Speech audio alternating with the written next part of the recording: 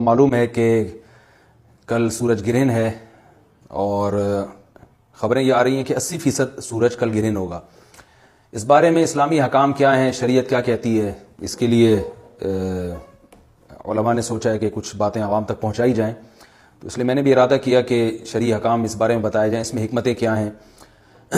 رسول اللہ صلی اللہ علیہ وسلم کے دور میں سورج گرہن ہوا ہے۔ آپ صلی اللہ علیہ وسلم کے نرینہ اولاد نہیں تھی، آپ کو اللہ نے اولاد دی اور آپ کے بیٹے کی موت واقع ہوئی۔ یہ ایک بہت بڑا حادثہ تھا اس وقت، کیونکہ عرب میں نرینہ اولاد کی بڑی ویلیو تھی۔ آپ صلی اللہ علیہ وسلم کو اللہ نے بیٹیاں دیں، بیٹا نہیں دی، اور بیٹا دے کے اٹھا لیا،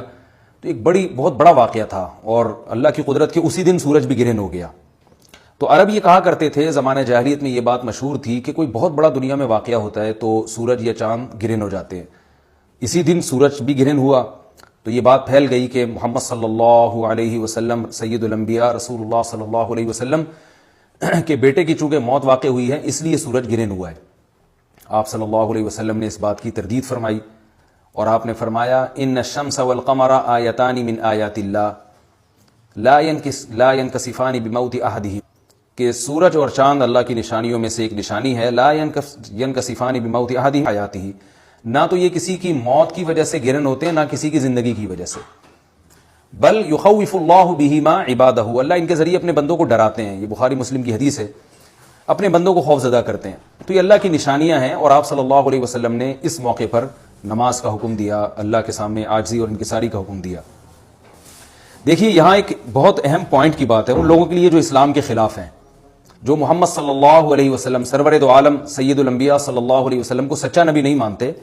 ان کے لیے اس حدیث میں آپ صلی اللہ علیہ وسلم کی نبوت کی ایک بہت زبردست دلیل موجود ہے۔ ایک واقعہ ہوا ہے آپ صلی اللہ علیہ وسلم کے بیٹے کی موت کا، اور عرب یہ ویسے ہی کہا کرتے تھے کوئی بہت بڑا دن ہوگا تو سورج گرہن ہوگا۔ تو کوئی بھی شخص جو جھوٹا نبی ہو، آپ خود بتائیے کہ کیا وہ ایسے موقع پہ اس واقعے کو اپنے حق میں کیش نہیں کرائے گا، اور وہ یہ کہے گا نہیں کہ میں تو پہلے ہی کہتا تھا میں بہت بڑی شخصیت ہوں اور میرے بیٹے کی موت ہونا، ایک پیغمبر کے بیٹے کی موت ہونا ہے تو یقیناً یہ اس اللہ کی طرف سے ایک نشانی ہے، یہ نشانی ہے سورج کا گرہن ہونا، یہ بتانے کے لیے ہے کہ واقعی یہ بہت بڑا دن ہے، اور یعنی یہ بہت بڑا دن اس اعتبار سے کہ ایک نبی کے بیٹے کی موت واقع ہوئی ہے۔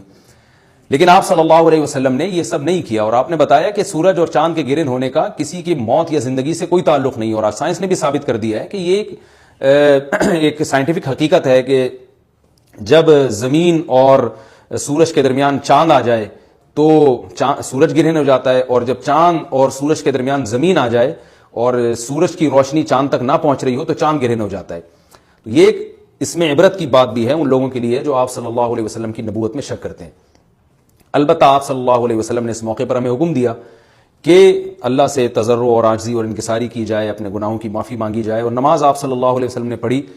اس پہ بھی بعض لوگ اشکال کرتے ہیں کہ یہ جب ایک نیچرل پروسیس ہے تو اس میں اتنا گھبرانے کی، کیونکہ حدیث میں آتا ہے آپ صلی اللہ علیہ وسلم بہت گھبرائے، تو اس میں گھبرانے کی کیا بات ہے؟ تو یاد رکھیے ہر نیچرل پروسیس جو ایک عام معمول سے ہٹ کر ہو، اس میں انسان کے لیے ایک عبرت کی بات ہوتی ہے۔ ہم دیکھتے ہیں رسول اللہ صلی اللہ علیہ وسلم کے دور میں جب تیز ہوا چلتی تھی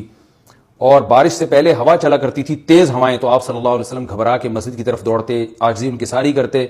اللہ تعالیٰ سے یہ کہتے کہ اللہ تو نے تو مجھ سے وعدہ کیا کہ جب تک میں ان کے درمیان موجود ہوں تو ان کو عذاب نہیں دے گا۔ تو یہ خوف کا غلبہ تھا آپ صلی اللہ علیہ وسلم پر۔ کیوں؟ وجہ اس کی یہ تھی کہ یہی حالات قوم عاد اور قوم سمود پر بھی آئے ہیں۔ قرآن میں آتا ہے نا فَلَمَّا رَأَوْهُ عَارِضًا مُسْتَقْبِلَ أَوْدِيَتِهِمْ قَالُوا هَذَا عَارِضٌ مُمْطِرُنَا بل هو ما استعجلتم به ريح فيها عذاب أليم تدمر كل شيء بأمر ربها فأصبحوا لا يرى إلا مساكنهم، کہ وہ بادلوں کو دیکھ کے کہنے لگے یہ تو ایک معمول کے مطابق بادل ہیں جو برسیں گے اور بارش ہوگی۔ تو پیغمبر نے کیا کہا کہ یہ بارش نہیں ہے بلکہ یہ وہ عذاب ہے جس کی تم جلدی کیا کرتے تھے، اور اس میں ایک ایسی ہوا ہے جو اللہ کے حکم سے ہر چیز کو ہلاک کر دے گی۔ اور پھر ان پر ایک ہفتہ عذاب آیا، اور قرآن کہتا ہے کہ وہ ایسے پڑھ کے ہلاک ہو گئے کہ فَتَرَى الْقَوْمَ فِيهَا صَرْعَىٰ كَأَنَّهُمْ أَعْجَازُ نَخْلٍ خَاوِيَةٍ، اے مخاطب اگر تو ان کو دیکھتا تو ایسے لگتا کھجور کے تنے ہیں جو اوندھے پڑے ہوئے ہیں۔ تو ایسے ہوا نے ان کو تہس نہس کر دیا۔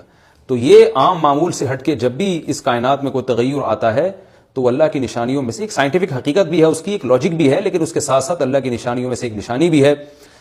اور ایسی نشانی ہے جس سے ہمیں ڈرنا چاہیے کہ اللہ تعالیٰ کو اختیار ہے وہ جب چاہے سورج کی روشنی چھین لے، چاہے کسی بھی طرح سے چھینے، اور یہ بھی ایک سائنٹیفک حقیقت ہے جو آپ صلی اللہ علیہ وسلم کی نبوت پر جس نے ایک مہر لگا دی ہے کہ سورج اور چاند کا گرہن ہونا، اگرچہ اسی ایک لاجک ہے کہ چاند سورج کے سامنے آ جائے تو سورج گرہن ہو جاتا ہے، لیکن اس بارے میں جو ہماری تحقیق ہے، جو سائنسدان کہتے ہیں کہ یہ وقت اس یعنی خطرے کا وقت ہوتا ہے، سورج سے ایسی خطرناک ریز نکلتی ہیں جو نقصان کا سبب بن سکتی ہیں، تبھی بعض حضرات سورج کی طرف دیکھنے سے بھی منع کرتے ہیں، اور یعنی نظام میں تھوڑی ایک عام نارمل روٹین سے ہٹ کے اس کائنات کا نظام چلتا ہے، تو اس لیے یہ اس کائنات کے لیے، زمین کے لیے ڈینجرس ہو سکتا ہے، اور جو گریوٹی اور جو کشش کا نظام ہے اس میں بھی خلل واقع ہوتا ہے، تو ایسا نہیں ہے کہ یہ بالکل ایک نارمل کنڈیشن ہوتی ہے اور اس کا کوئی نقصان ہی نہیں ہے، یہ بالکل غلط ہے، اس میں نقصان کا بہرحال خطرہ ہے، اور اس بات کا امکان موجود ہوتا ہے کہ قدرت انسانوں سے انتقام لے یا انسانوں کو نقصان پہنچائے، اور ویسے بھی جن کے دلوں میں اللہ کا خوف ہوتا ہے وہ تو ویسے ہی اللہ کے وہم من خشیتہ ہی، قرآن مجید میں اللہ تعالیٰ کے ارشاد ہے کہ مشرکین بار بار یہ سوال پوچھتے تھے قیامت کب آئے گی کب آئے گی، اللہ فرماتے ہیں لیکن جو مومنین ہیں ان کو اس سے غرض نہیں ہے کہ کب آئے گی، والذین آمنوا مشفقون منہا، وہ تو قیامت سے گھبراتے ہیں کہ پتہ نہیں ابھی نہ آ جائے، تو جس کے دل میں اللہ کا خوف ہوتا ہے اس کے زندگی گزارنے کا طریقہ کچھ اور ہوتا ہے، وہ بات بات پہ اللہ سے ڈرتا ہے، اس کو اللہ سے ڈرنے کا بہانہ چاہیے، اس کو توبہ کا بہانہ چاہیے، تو اس بحث میں پڑھنا کہ یہ تو ایک لاجیکلی ایک